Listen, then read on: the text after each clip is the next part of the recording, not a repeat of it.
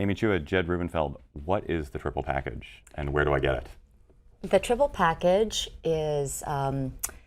refers to three qualities or three elements that in combination, only in combination, propel individuals and certain groups to disproportionate success, defined in a certain way. And the three elements of the triple package are first, a sense of exceptionality, and you can get it from lots of different sources, but it's just a feeling that you're special and destined for special things. The second element is almost seemingly the opposite, and that is a dash of insecurity to offset that exceptionality. And that's a feeling that you haven't quite done enough yet, you're not quite good enough yet. And the third element is impulse control, or self-discipline and the ability to persevere and resist temptation. And it's really the interplay between those first two qualities that I think is at the crux of the book. You know, how does somebody simultaneously feel insecure and superior? And we think that is what precisely generates drive and this feeling like I need to show the world, I need to show other people, I need to prove myself. And then what does the third impulse control contribute then? That allows you to be able to do it. You know, so you could have all the drive and hunger. Tocqueville said, you know, this longing to rise, but if you aren't, I don't know, trained or don't have the ability to kind of hang in there and persist, even very driven people tend to give up. So is there a precise volumetric reading of each of these? I mean, you used the word dash a second ago, Amy, for the sense of inferiority. Are they equally balanced? Are there gradations here? Well, we haven't developed the metric yet that would let us measure the gradations. It's a great question, though. What we do think from our research is if you pile on too much with any one of the elements, it produces bad results. It's part of what we discuss when we talk about the pathologies that the triple package can bring with it. So yes, it does seem that you need some kind of balance, but boy, we have not figured out how to precisely measure it yet. I mean, it's an original hypothesis. I think it has enormous explanatory power, both for the groups that happen to be doing well right now and actually for individuals. You know, if you think of people who are very, very driven. But of course, we haven't been able to test it in a laboratory. So we don't know how to titrate it exactly. And that's actually kind of the point of the book. We offer it as a new way to think about success. You know, it's dark sides and its psychological underpinnings.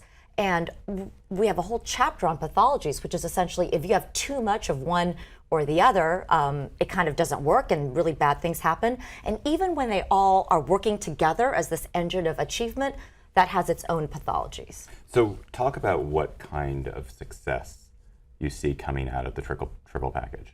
Sure. Well, first of all, just to try to allay some possible misunderstandings, we do not define success as material wealth.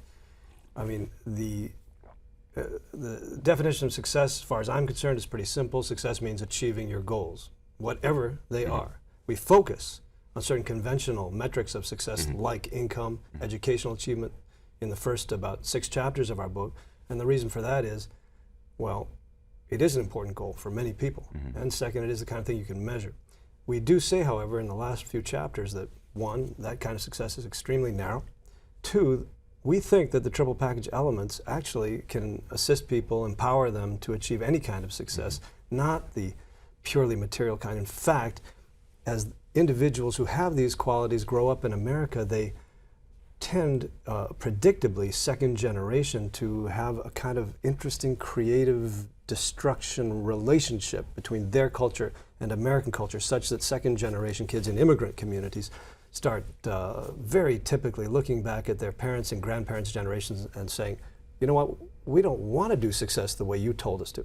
We're not interested in those jobs that you said were the only ones. And instead, they make their own decisions, whether it's to be a stand-up comic or an artist or something like that. And yet what we found is, aspirationally at least, these same qualities can help them do that and achieve very different kinds of goals. So let's talk about the part of the book that I think is most controversial, or that people are talking about most, which is your identification of particular groups as being embodiments of the triple package. So talk a little bit about which groups you've identified and how that triple package manifests itself in their success. Okay, so this is a snapshot, and I think that's part of the problem. It's people are saying, you're saying these 8 groups are better. Of course, if you look at the title, it's about the rise and fall of cultural groups. So the groups that are very, very driven and disproportionately successful change dramatically over time. There were different groups 10 years ago. There will be different groups 10 years from now. And we actually tried to be very, very systematic. We relied kind of straight on census data. We calibrated our own income figures, had a lot of research assistants with empirical skills working, and we're very transparent. We say we're kind of going down the ancestry tables. So the census doesn't identify people by religion. That's not allowed anymore. And we explain which groups we exclude. For example, there's an English Americans category, and that's like 50 million people in it, and we weren't sure what that was capturing. And we also excluded groups that I think probably have the triple package, like Latvian Americans and South African Americans, because they were under 100,000. We didn't know what to do with a group that 50 people, And I thought we were pretty systematic, went straight down.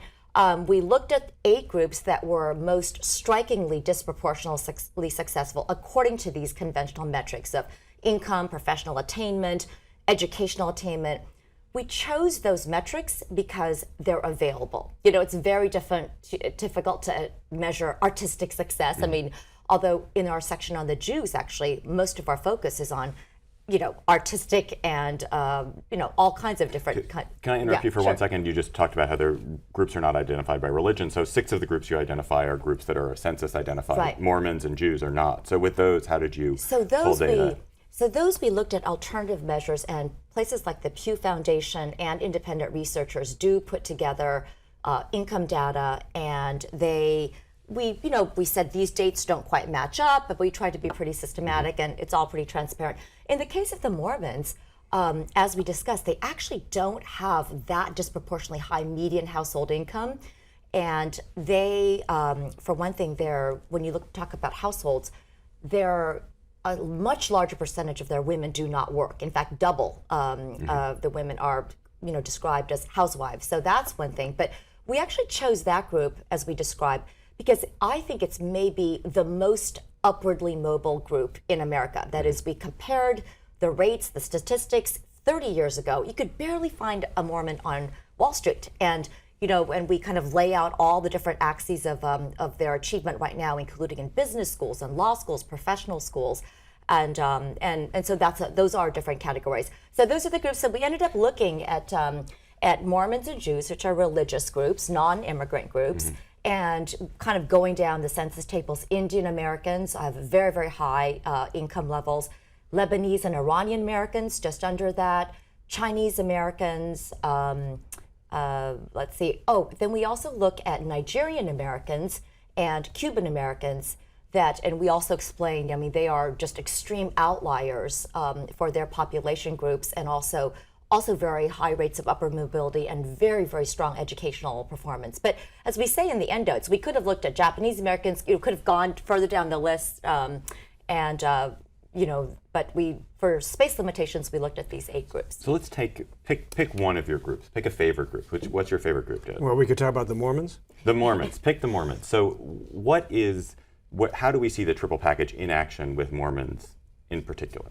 Sure, great. So, the starting point of our book was this remarkable fact, which many people sense, but we really documented it, that there are several groups that are really outperforming the national average in terms of income and educational achievement. And Emu just went through the ones that we focus on. So then we identified those independently as rigorously as we could. Then we started looking at the groups, asking ourselves, are we going to find any cultural commonalities? And before I get to the Mormons, why look for cultural commonalities? Why not suppose there's something else going on that might explain their success? Hopefully we'll talk about alternative explanations later, but just in a nutshell, if you look at something like Asian American academic success, you're instantly struck, if you really do your homework and the research, by the finding that 3rd generation Asian Americans aren't outperforming the rest of the country. Whereas first and second generation Asian Americans overall, they score 140 points higher on their SATs